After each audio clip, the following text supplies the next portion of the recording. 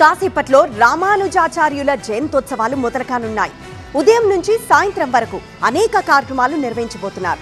భక్తులు పెద్ద ఎత్తున పాల్గొనాలని పిలుపునిచ్చారు చిన్నజీయర్ స్వామి. రంగారెడ్డి జిల్లా ముచ్చింతల్లోని సమతామూర్తి కేంద్రంలో శ్రీ రామానుజాచార్య సహస్రాబ్ది సమారోహ ఉత్సాహానికి భారీ ఏర్పాట్లు చేశారు.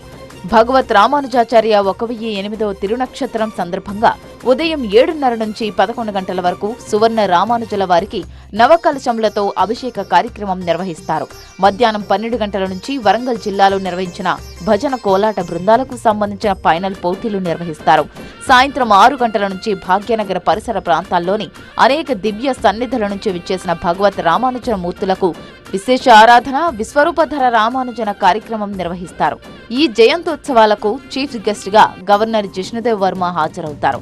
సమాజంలో అంటరానితనాన్ని, వివక్షను రూపుమాపి సమానత్వ సాధన కోసం కృషి చేసిన శ్రీ రామానుజాచార్య స్వామి జయంతిని పురస్కరించుకొని సహస్రాబ్ది ఉత్సవాల్లో భక్తులు విశేషంగా పాల్గొన్నారని పిలుపునిచ్చారు శ్రీ శ్రీ శ్రీ త్రిదండి చిన్నజీయర్ స్వామి.